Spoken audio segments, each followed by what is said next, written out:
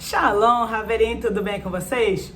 Olha, eu estou aqui hoje para compartilhar uma reflexão com vocês que já tem um tempo que eu venho pensando nela e, para ser honesta com vocês, tem muito tempo. Inclusive, eu até divaguei um pouquinho sobre essa reflexão com uma amiga quando eu disse que era uma falácia a propaganda que existe por aí dizendo pare de sofrer. Mas sim, eu não estou aqui para trazer uma mensagem de desesperança, apesar de que eu confesso que no decorrer do vídeo vai dar essa sensação, mas muito pelo contrário. Eu quero realmente poder ser um canal do Criador para que você possa, talvez, quem sabe, sair de uma frustração, porque eu percebo que, infelizmente, né, muitas pessoas vivem uma vida frustrada e à toa. Bom, se você ainda não me conhece, meu nome é Radassa, eu sou Morá dentro aqui da AIM e, de fato, é um grande prazer ter você aqui no nosso canal.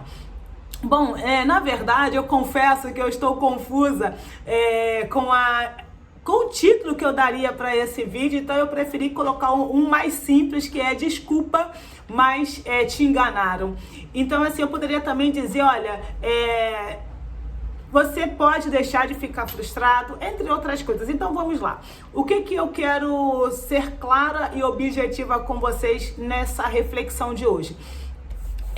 Existe no nosso meio, tá? E quando eu digo meio, eu não estou falando no meio religioso, não. Eu quero dizer no meio cultural, no meio social. Existe no nosso meio uma propaganda enganosa do tipo pare de sofrer, vou ficar só com essa, né? Pare de sofrer. Aonde eu quero chegar? Quando a gente olha para a Bíblia, e antes de falar da Bíblia, eu tenho visto que, principalmente nesse período que o Ocidente está comemorando, ou estamos prestes a comemorar, né, a virada do ano, né, aí eu vou falar do ano comercial, sai de 2024 para ir para 2025, muitas pessoas elas acabam entrando numa melancolia, porque dá a sensação de que não obteve, né, todas as vitórias, todas as conquistas, não conquistou todas as guerras, não venceu todas as batalhas. E, tendo dito isso, aonde eu quero chegar? E por que eu digo que te enganaram? Eu não estou dizendo que o sagrado nos chamou para sofrermos. Não estou dizendo isso. Mas eu quero mostrar para você, com 3, 4, talvez no máximo 5 personagens bíblicos, que esses homens fizeram uma diferença estrondosa e mudaram a história da humanidade. Não foi porque eles viveram no paraíso, haja vista que nós fomos expulsos do paraíso. Então, começando essa narrativa dos personagens bíblicos, eu vou dizer de cara para você o seguinte: o Eterno não te chamou para sofrer, ponto. Ok? Ponto. Mas eu também quero dizer para você que a propaganda pare de sofrer, ela não existe, porque não é possível, infelizmente, né? Eu digo para mim mesma, infelizmente não é possível nós vivermos 365 dias do ano ou 366 dias do ano em plena maravilha ou em pleno Caribe, em pleno Dubai. Então vamos lá. O primeiro personagem bíblico que eu quero trazer para nós é Abraão, ou Avraham, no hebraico. Quando a gente olha para a vida do nosso patriarca, né, do nosso pai, falando no português da fé, porque no hebraico é emuná, quando a gente olha para a vida de Avraham, a gente tende, né, a observar que o maior teste que ele teve na vida, e sim, o 10º teste, entendeu? 10º teste foi o mais difícil, que foi, no hebraico é chamado de Akedah de Isaac, ou Yitzhak, né? E em português a gente chamaria de amarração de Isaac. Por que eu falei o 10º teste? Os nossos sábios dizem que Avraham, ele passou por 10 testes ao longo da vida dele. Então, todos os personagens que eu consegui, de uma maneira muito sucinta, observar, todos os personagens bíblicos que eu consegui observar, todos eles tiveram muitas dificuldades na vida, mas foram muitas mesmas. Então, pensando em Abraham, eu tenho uma cola aqui. Olha só, Abraham, ele passou por 10 testes e alguns deles foram: ele recebeu uma promessa maravilhosa do sagrado, lá em Bereshit 12:2, dizendo: olha, sai da sua terra, do meio, Bereshit 12:1, né, Gênesis 12:1, sai da sua terra, do meio da sua parentela, vai para uma terra que eu te mostrarei, e resumo, eu vou te dar assim, olha, as estrelas do céu, se você puder contar, ou seja, olha só, você vai ter uma multidão de povos, você vai ser incontável, você vai ter uma descendência numerável, ou até mesmo não contável, sendo que Abraham, ele simplesmente não tinha filhos. A sua esposa, como faz parte, né, do padrão das matriarcas, vamos falar das mulheres, a esterilidade, então assim, ele não tinha filhos e o sagrado disse o que para ele? Olha só, eu vou tornar a sua descendência numerosa. E aí o que acontece? Quando eu costumo dizer, né, o sagrado inflou Abraham, e quando ele sai da sua terra, a primeira coisa que ele observa é fome. E eu tenho observado, de certa forma, esse padrão. O sagrado nos faz uma promessa e depois a primeira coisa que a gente observa, né, ou a gente se depara após a promessa que ele nos fez é qual? Dificuldade. Então, olha só, de novo, o sagrado fez uma promessa. E o que Abraham se depara ao obedecer? É curioso, né? Porque assim, esses homens que eu vou relatar para você, como todos os outros na Bíblia, né, os grandes heróis da fé, como está lá em Hebreus 11, foram pessoas que passaram por dificuldades porque eles estavam literalmente no centro da vontade do Criador. E aqui a gente já começa a desmistificar algumas coisas, porque algumas correntes religiosas atribuem as dificuldades ao pecado, por exemplo, à desobediência, e não. As pessoas passam, como Abraham, por exemplo, e os demais, passaram por dificuldades exatamente por serem obedientes. Então, quando ele é obediente ao sagrado, o que acontece? Ele passa por dificuldade, a esposa dele é tomada, ele correu o risco de perder a sua vida, ele teve os conflitos dos servos dele com os servos do seu sobrinho Lot. Ele também teve que ir para a guerra, né, dos 4 reis contra 5, ou seja, a gente olha para a vida de Abraham e por mais que ele seja e é o nosso patriarca, a gente vê muitas dificuldades na vida dele. E, de novo, não é porque ele estava em pecado. Então, a gente poderia dizer o seguinte, e eu costumo olhar para mim, né? E eu falo assim, olha, me permita a expressão, quem sou eu na fila do pão? Porque quando eu olho, por exemplo, para Yosef, né? Que não está aqui nessa lista do que eu quero trazer, que eu já estou trazendo, né, para vocês, eu falo para o sagrado, olha, quem sou eu? E aqui vai uma outra coisa. Olha, desculpa, mas eu preciso confessar que eu menti para você. Por quê? Eu menti para você. Porque eu sou uma das pessoas que tenho a tendência a trabalhar muito a autoestima das pessoas, e com isso, né, uma das coisas que eu sempre digo é, você é especial. Mas eu quero dizer para você que eu menti para você. Você não é especial. Por que eu tô dizendo que você não é especial? Porque quando eu olho pra minha vida, sabe? E eu olho, por exemplo, e de novo, eu não estou fazendo comparação, apesar de estar também, mas quando eu olho pra vida de Yosef, eu falo, Eterno, eu não sou especial. Porque Yosef, que é uma dos personagens que mais tipicam Mashiach, ele começa a partir de então, né, um jovem que passou por muitas dificuldades para chegar aonde chegou. Então, veja bem, e aonde eu quero falar de Yosef, né, porque assim, gente, é demais para mim a história dele, é surreal. Não estava rolado, mas o sagrado sabe de todas as coisas. Imagine o seguinte, tá? Eu quero fazer diferente. Se coloca no lugar de Jacó, tá? De Jacob, se coloca no lugar dele. O Eterno dá para, transfere essa herança, né, essa herança espiritual de Jacó, né, de Jacob, transfere para Yosef. Que herança eu estou falando? De ser um sonhador. E claro, não é sonhador porque vislumbra adquirir algo, não. É um sonhador porque os sonhos são mini profecias. E aí, o Eterno transfere, né, essa herança espiritual para Yosef. Yosef tem 2 sonhos estrondosos que você conhece, mas só resumindo, que o sol e a lua se prostrariam diante dele, mais 11 estrelas. Depois tem lá os sonhos, né, das espigas se curvando diante dele. E claro, Jacob, com a experiência, né, não só a experiência, mas com a espiritualidade elevadíssima que ele tinha, ele sim entendeu que o que o sagrado faria através de Yosef. E aí o que acontece?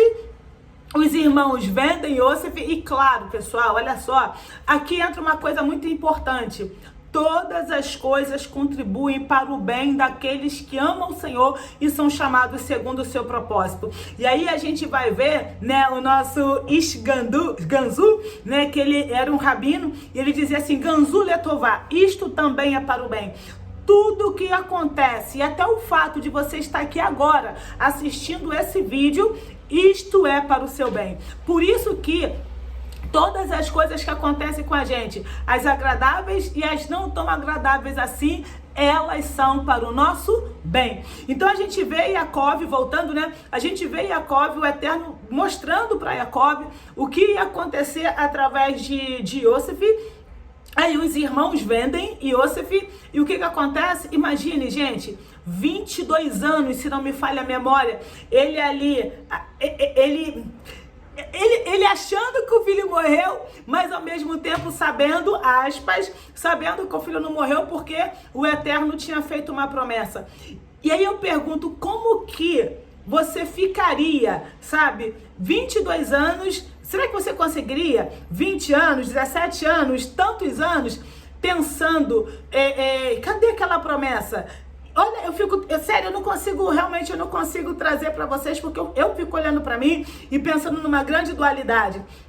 E como é que eu fico pensando também nesses filhos que vendo todo o sofrimento do pai e não falaram nada durante 17 anos, tantos anos, 13 anos, enfim.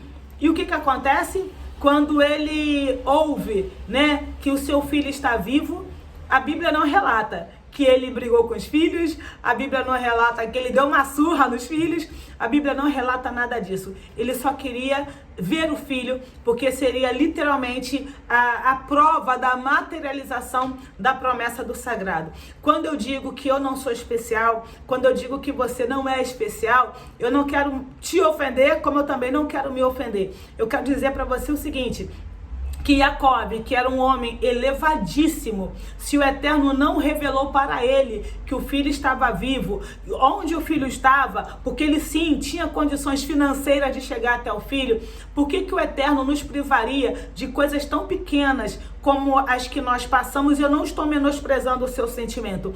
Então, quando a gente olha para a vida de Jacob, a gente vê o quanto que esse homem sofreu. Quando a gente olha para a vida de Yosef, a gente vê o quanto esse homem sofreu. Mas, dando sequência, eu queria falar também de Moshe. Moisés, com 3 meses, ele teve que ser jogado no Nilo. A primeira coisa que eu fico pensando aqui é claro que ele foi jogado por uma questão de sobrevivência e óbvio que isso fazia parte dos planos do sagrado, mas uma das coisas que eu fico pensando com essa pessoa, né? Com essa pessoa é o seguinte, um complexo de rejeição que naturalmente se instauraria nele, mas mesmo assim, Moshe, ele não pensou nessa, aspas, rejeição que ele poderia dizer que sofreu. E Moshe, uma outra coisa interessante é que depois que Moshe, ele sai do seio familiar, ele é criado no palácio de Paró, né, de Faraó, e depois ele tem que ser exilado. Então, Moshe é interessante porque ele soube transitar nos dois mundos, ou nos 2 polos, como Shaul Hachalia fala, sei o que é ter tudo e sei o que é não ter nada. Moshe, ele também pode, né, ou poderia relatar essa frase. E quando a gente olha para a vida de Moshe, eu não consigo também verificar, sabe, não que não houvesse, não é isso, mas eu não fico vendo Moshe com as benesses, né, ou até mesmo, eu estou falando com vocês, eu estou pensando aqui, eu não vejo as pessoas, né, da Bíblia fazendo pedidos ao sagrado semelhantes aos que eu faço. Eu não sei quais são os pedidos que você faz, mas os pedidos que eles faziam era basicamente com a mesma finalidade, que o nome do sagrado e o reino do sagrado fosse propagado e, claro, o nome glorificado. Um outro personagem que, assim, ele mexe demais comigo é o profeta Irmiarro, né? É o profeta Jeremias. Eu gosto muito de uma citação no seu livro, quando ele diz assim, olha, persuadiste-me e persuadido fiquei. Foste mais forte do que eu e prevaleceste. Ou seja, Irmiarro, ele sofreu atentados, ele teve suas palavras queimadas, ele foi isolado, ele foi jogado na cisterna, ele foi colocado num cepo, né, que é uma estrutura de madeira com buracos para que apenas a cabeça, os braços, e as pernas e os pés. E detalhe, de novo, foi o único no seu livro ali, no seu livro, ele foi o único que pregou a verdade entre todos os outros profetas que existiam. E por falar a verdade, ele foi parar num calabouço. E sim, né, quando eu vejo, olha que o Eterno fala a respeito dele o quê? Antes dele ser concebido, o Eterno já tinha chamado ele para ser profeta, para anunciar as Bessorot, as boas novas do sagrado às nações. E eu fico me perguntando também se eu e você estamos preparados para fazer aquilo que o sagrado quer. Eu passei por algumas situações esses últimos meses e eu me deparei e falei, gente, nós, né, o meu círculo de convivência, nós não estamos preparados para fazer aquilo que o Eterno quer. Sabe por que nós não estamos preparados? Porque nós não estamos aptos a abrir mão de algumas coisas. Nós não estamos aptos a abrir mão da nossa cidade, nós não estamos aptos para abrir mão da nossa renda, nós não estamos aptos a ir para o isolamento, porque nós não estamos aptos. Quando eu digo ir para o isolamento, eu estou falando de coisas muito simples, como, por exemplo, acordar todo dia às X horas da madrugada para estar em total consagração ao Eterno. Então, nós não estamos aptos a fazer as obras maiores que Yehoshua disse que nós faríamos. Sabe por quê? Porque nós, infelizmente, estamos preocupados apenas com o nosso umbigo. E quase finalizando, eu fico observando uma outra pessoa que é muito emblemática para mim, que é Noah. O nome dele significa consolo. O Eterno chama Noah para ser um consolo, ou o Eterno chama Noah para ser um consolador, para trazer consolo para a sua geração. Noah fica 120 anos pregando, porque ao construir a Teivá, né, ao construir a arca, isso significa que era uma pregação. E quantas pessoas creram? Apenas ele e a sua casa. Ou seja, foram 20 anos pregando, aspas, para que ninguém desse ouvido para ele. E aí eu pergunto, será que eu e você conseguimos ficar um dia, 2 dias, 2 anos, 5 anos, 10 anos, sendo fiéis ao sagrado, pregando a verdade, o emet dele, e mesmo assim ninguém se achegar? Eu me lembrei que algumas pessoas falam o seguinte, olha, as igrejas evangélicas estão cheias, e isso é um sinal de que Deus está nesse lugar. Eu não estou falando que Deus não está lá, muito pelo contrário, eu venho de lá e honro. A voz do povo não é a voz de Deus. Então, o fato de um determinado lugar estar cheio não significa que ali o sagrado esteja. Por que eu estou dizendo isso? Porque Noah, durante 120 anos, pregou a verdade, o emet, as bessorot do sagrado. E quem se converteu? Quem se voltou? Ou melhor, quem fez techuvá? Aspas, ninguém. Então, tome cuidado, porque os sinais, eles são para os incrédulos, não são para os crédulos. Quem conhece o sagrado na essência da sua palavra, não depende dos sinais para se manter fiel a ele. E para finalizar, nós temos quem?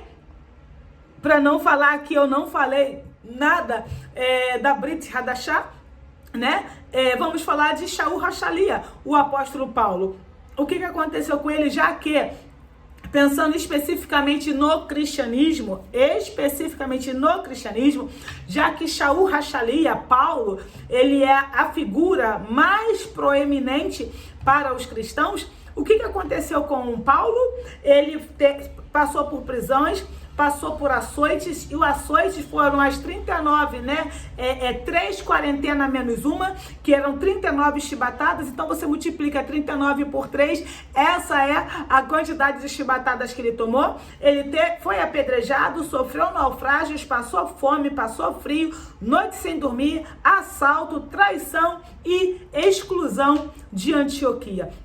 Então, quando a gente olha para a vida dessas pessoas, eu não consigo pensar nesses heróis da fé sem o sofrimento. Então, você possivelmente está frustrado, você possivelmente está decepcionado, você possivelmente está fraco na fé. Por quê? Porque te enganaram. Te enganaram. Sim, você não vai parar de sofrer.